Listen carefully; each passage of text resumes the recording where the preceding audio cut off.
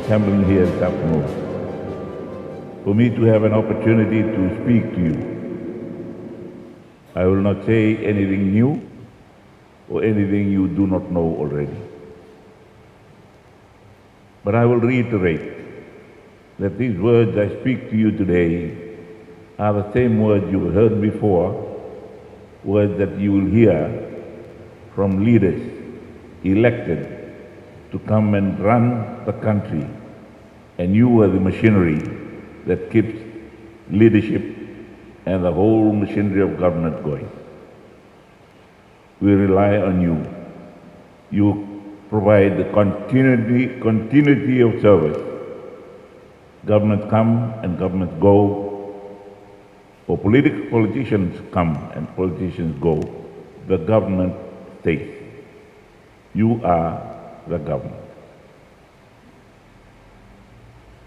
I had intended to meet with you as well as your colleagues in other divisions of Fiji, but this is the first time I've come to speak to a gathering such as this. I've spoken to the senior civil servants, permanent secretaries, and those that were able to assemble for a chat I had with them in Suva a few months ago. It was mostly from the ministry under our portfolio. Now it is widening. It's including most of you now. And that was followed up by a workshop run by the permanent secretaries. And I'm very happy and very glad that you have taken the time off to come and be here this morning or this afternoon. As I said, my comment will reflect similar remarks that I have shared with other senior civil servants and those that you have heard from previous leaders of the country, and those you will hear from those that will take over from us. Our coalition government is on a major mission to help our nation reach its full potential. But that is a big dream, because we can never reach our full potential. We can continue to strive for our full potential. And we are all working hand in hand to continue the journey. And I and my colleagues in cabinet, assistant ministers, those who are in parliament, look to you to bring to fruition the dreams we call policies that we have for the improvement of the lot of the people we lead. There has been some weaknesses in the past. When I say past governments, I'm also part of that group, past governments.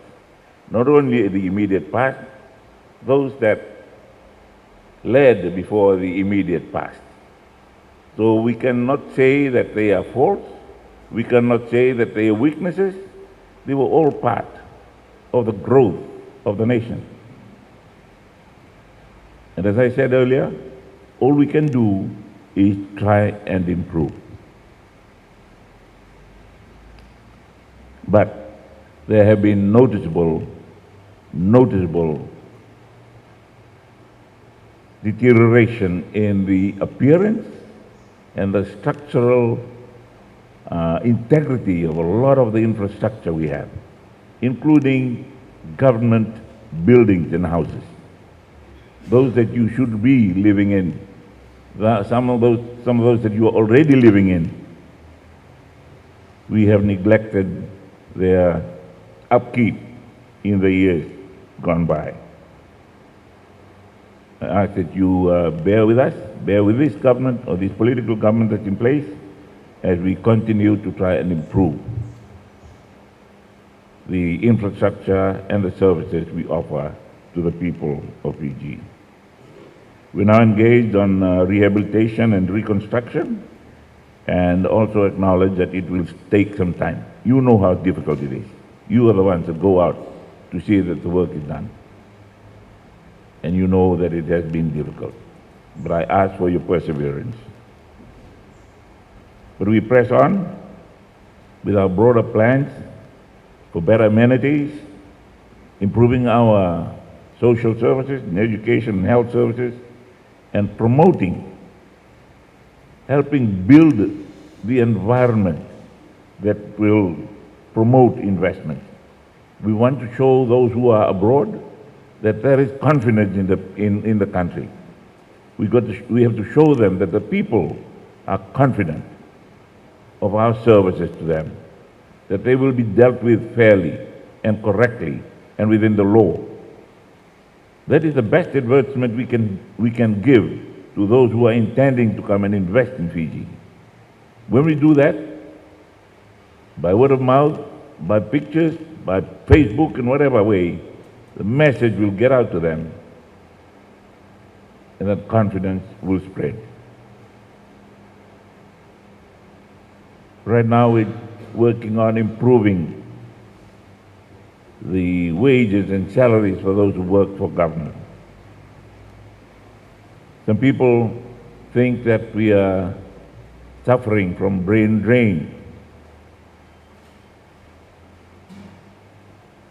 because the demand is out there, that we are not doing enough training for our people. We're doing enough training. Our people are well trained. I saw a picture in the paper recently about upgrading the association between the civil service and the university, the finance side of governance and the university, economic side of governance and the university, to try and upgrade and upskill, up-knowledge the people coming out of university.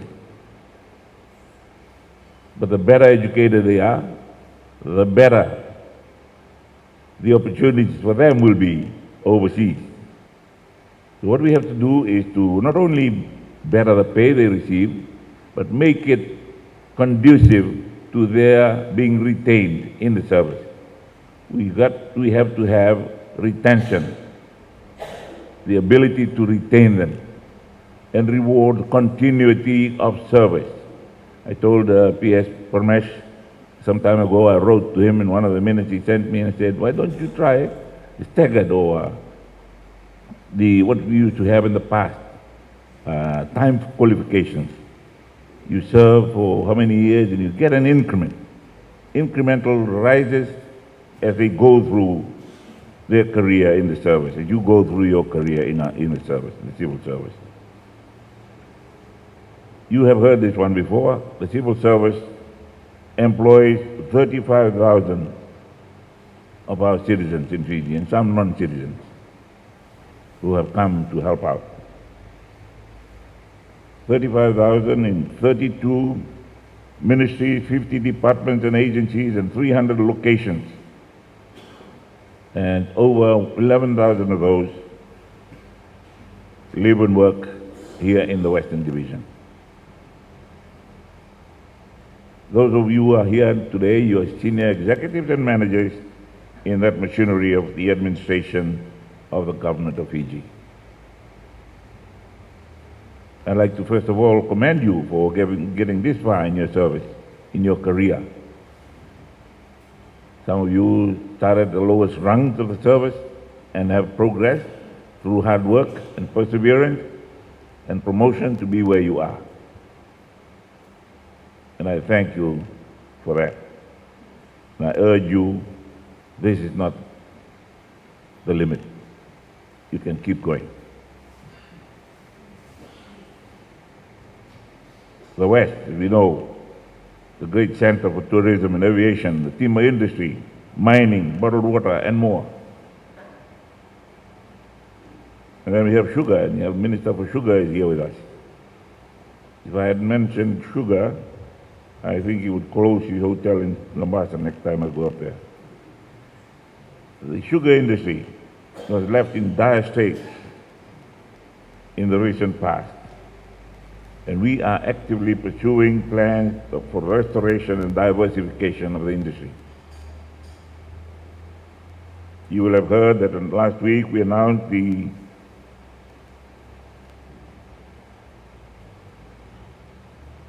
the wash-up portion of the money that the growers get in a season, and it's given them a handsome reward for their labor over the previous year's harvest.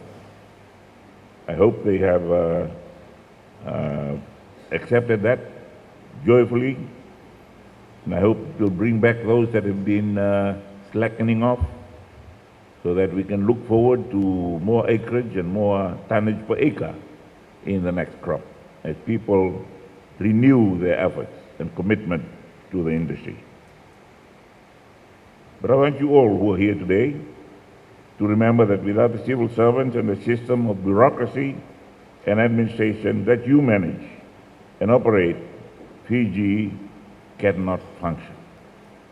You are vital in this whole chain of events and activities, and policy making and execution. I also have to tell you that it is not enough to carry on business as usual. Not enough. The world is moving on. New ideas are coming on. New products are coming into the market. And there are new ways of improving what has been done over the years. We're looking for revitalized and innovative and dynamic service to our people. You deliver. In fact, you formulate, you recommend, we accept, you go and deliver those, and practice those, and manage those. We need greater efficiency and improved services. Our fundamental aim is to meet the people's expectations. People are growing in their own right. Young people coming up have very, very, very good ideas of how things can be done. Let's keep ahead of them.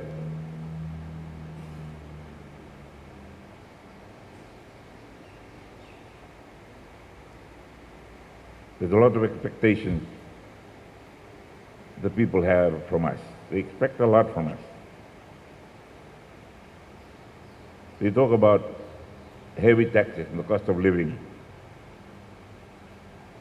We take that as money we're getting from the people so that we can service their demand. We can serve them better. And to help achieve that, there is a new emphasis on courses in leadership, good governance, project and human resource management, in-service training, career opportunities, and nurturing talent. We encourage you to concentrate on maintaining a unified effort that crosses the boundaries between the ministries. So more and more of these consultative conferences and meetings will have to be done. And the permanent secretary and the other permanent secretaries will work together to achieve that. We ask you to work together, combine your resources and your skills.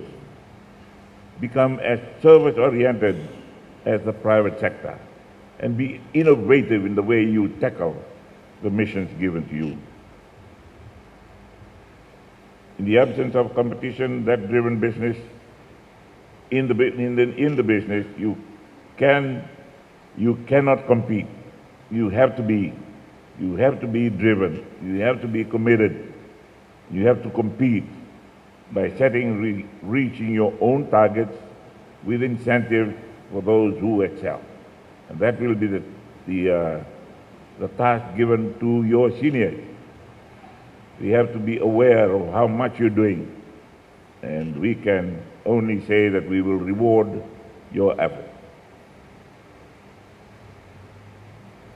There have been some documents forwarded to the office on practical overseas experience of organizing and operating system for public feedback. I don't know whether we have that going, but my phone is full of new numbers every day. People calling me directly to report that you are not doing your job. or the ministers are not doing their job. I get it all the time and every day. I don't want them to come to me. I will listen to what they say, but preferably they should go to you and the various ministries and departments that look after the areas of interest.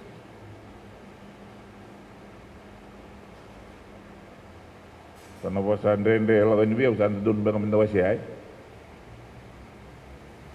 should not be the only one picking up abusive messages on my phone. We should all share that, I hope. But a lot of those things we learn from.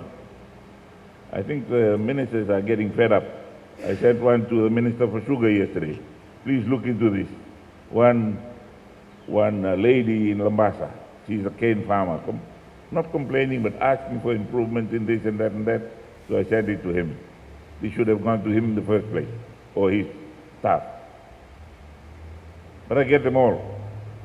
Unfortunately, the buck stops there, okay? I cannot blame anybody else.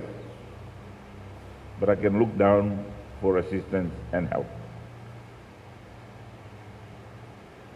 From the government's perspective, we want to know how successful the civil service is in its service delivery. Where can we improve? Where are improvements needed? How efficiently complaints are dealt with. That is the document that I have received. It's a suggestion or recommendation on how we should handle the people.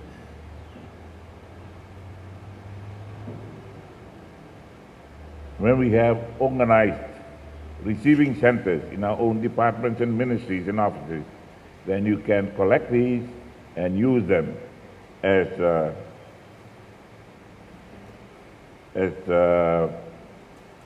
ideas on how we can improve our service delivery to the people that we serve.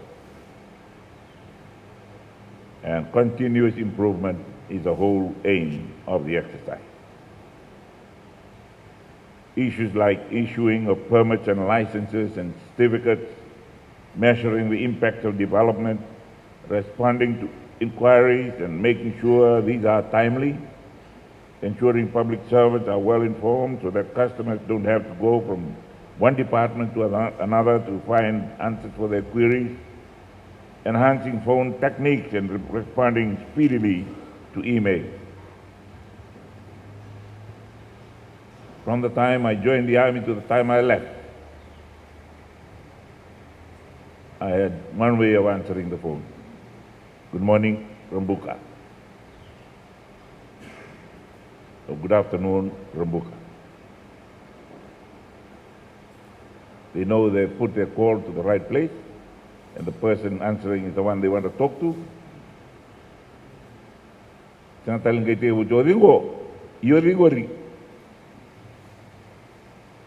Yeah.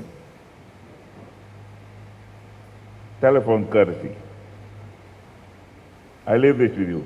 The professional standards for you and those that you lead are presented in your civil service code of conduct. It demands, among other things, care, diligence and respect, confidentiality when appropriate, avoiding conflicts of interest, and improper use of official information. Proper use of government assets, compliance with applicable acts and legislation. I want you, if you are heading something, organize your own little groups, your own seminars and discussion groups, workshops, right throughout the ranks to promote the values of the code and report back to PSC, to the PS.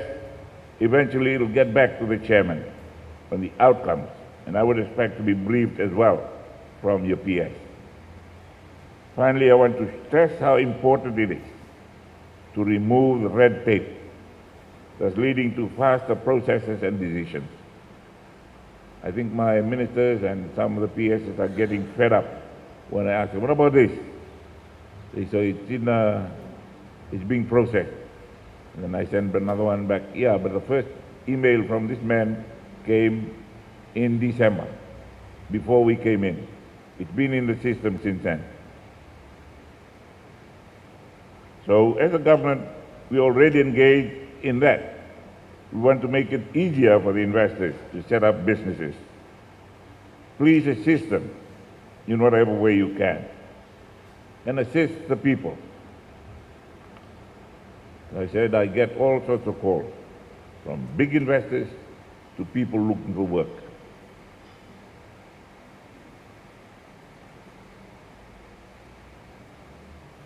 Big investors trying to invest in green energy, and people trying to get their son or daughter into a college or into the police or into the army. We are all in that business. So let's help each other out. So as I said in the beginning, I'm here to tell you everything you know. Some things that you heard me talk about before, and it's the same old, same old. I spoke to the group of PSs, the first group that I spoke to, those involved in the various departments under my portfolio. And we were talking in, was it Tubabo House? And I told them, in 1967, I went into government induction training at the Government Training Center where this building stands. I was going to be a civil servant. But then the army called, and I went into the army. And I was still getting kitted out in the army when the principal of my school came back and asked me to go back for another year. So I went back for another year and then joined the army.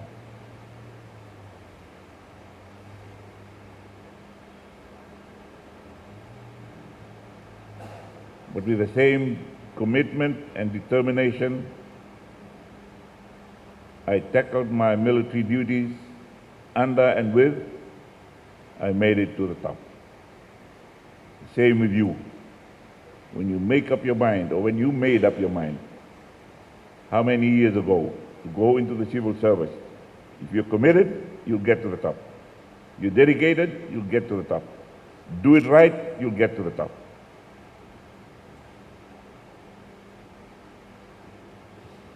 I wish you successful careers wherever you are at this time.